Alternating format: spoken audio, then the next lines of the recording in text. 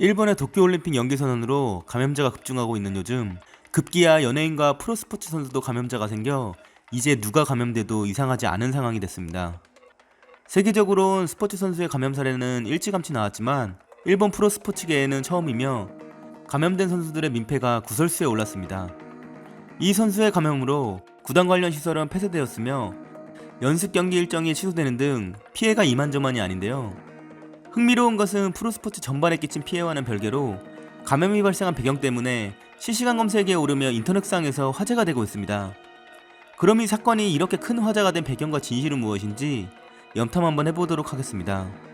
한신 타이거즈 소속의 에이스 출신 투수 후즈나미 신타로는 3월 27일 본인을 제외한 6명의 선수와 함께 후각과 미각의 이상 증세를 보이며 감염되었고, 그 경로는 오사카 우메다역 근처 타워맨션에서 주최된 어느 한 파티라고 구단에서는 밝혔습니다.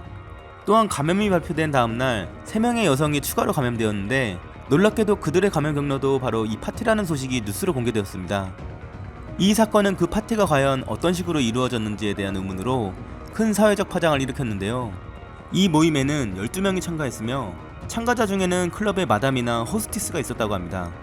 그 여성들은 교대로 현장을 방문했었는데, 이것은 단순한 소개팅 형식의 파티가 아니며 바로 프로스포츠 이면에 존재하는 타니마치라고 불리는 스폰서 문화였다는 것이 밝혀져 사회적으로 큰 충격을 일으켰습니다.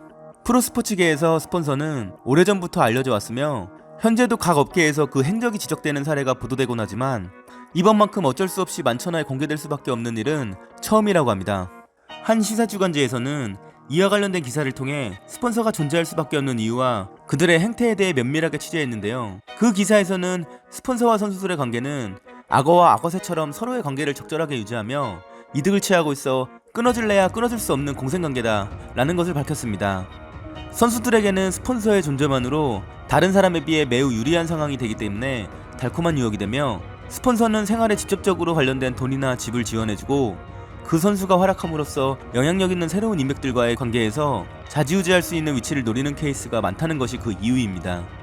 하지만 선수들에게는 이런 관계가 지속될수록 스폰서의 부탁을 거절하기 어려워지고 무리한 요구를 하더라도 들어줄 수밖에 없는 관계가 되는 문제점이 있는데요. 이런 문제점을 알면서도 선수들이 스폰서를 끊을 수 없는 또 다른 큰 이유는 무엇일까요?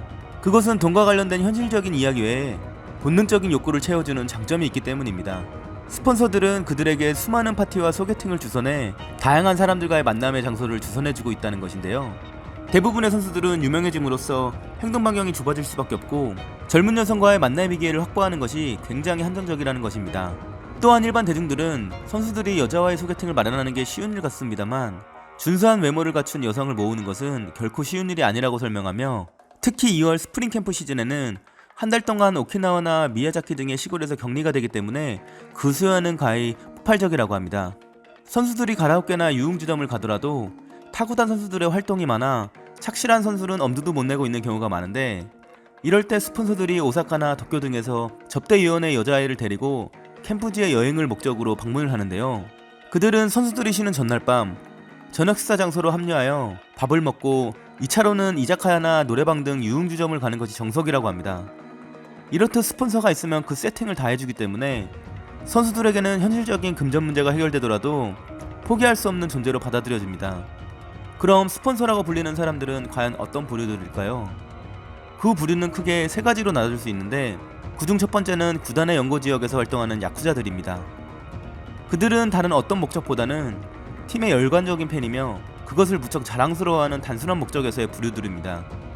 두 번째는 음식점 등 자영업 사정으로 자신의 가게를 무료나 염가로 제공하는 대신에 SNS들에서 광고 효과를 이용한다고 합니다. 이들의 전형적인 접대 방식은 식사 후 가라오케에 데리고 가서 단골 여자애들을 불러놓고 그들만의 시간을 갖게 하는 경우가 일반적인 방식이라고 합니다. 마지막으로는 앞서도 얘기했던 새로운 인맥의 형성을 목적으로 한 부류들입니다. 그들의 직업은 부동산업자, 의사, 사업가 등 건실한 직업의 사람들이거나 기업의 총수들이 섞여 있는 사례도 많은데요. 이들의 만남은 주로 후배를 소개해주겠다며 회식이나 파티에 참가해 스폰서를 소개받아 그 자리에서 메신저를 교환한 후 식사 대접이나 젊은 여자를 소개해주겠다는 달콤한 말을 건네며 자연스럽게 관계가 형성된다고 밝혔습니다.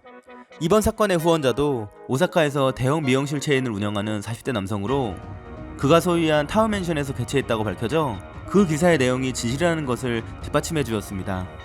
한편 프로 선수와 스폰서의 관계가 알려지며 일본의 유명 인사와 네티즌들은 인터넷상에 다양한 댓글을 남겼는데요. 이 중 미국 프로야구의 일본 유명 선수인 다르비시 유는 실명 공개를 통해 관계자의 감염 리스크도 상당히 억제되었을 것이다 라고 트위터에서 칭찬했고, 한 기업의 총수는 워낙 젊고 체력도 남아돌기 때문에 이런 욕구를 억누르기는 솔직히 어려운 것이다. 하지만 이런 초기 증상도 있다는 것을 알게 될 기회가 되지 않았냐며 용기 있게 보고해 주었다 라고 그를 영웅 취급하는 언급도 있었습니다. 정말이지 문제의 한 단면만 보고 섣불리 판단하는 이 논리들은 어디서부터 잘못된 것인지 답답할 따름인데요. 정부에서 긴급사태 선언을 하며 불필요한 외출을 하지 말라고 요청하는 상황에서 이런 파티를 주최한 이들을 지켜들어도 되는 것인지 의문이 듭니다.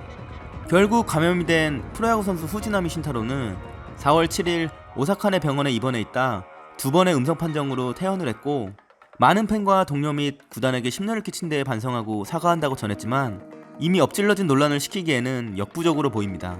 코로나로 인해 일본의 사회적 문제까지도 속속들이 밝혀지고 있는 요즘, 일본의 현재의 상황은 언제라도 무너질지 모를 정도로 굉장히 위태해 보입니다. 그럼 더욱 흥미롭고 신박한 다음 이슈를 기다리며 이번 연탐을 마치겠습니다.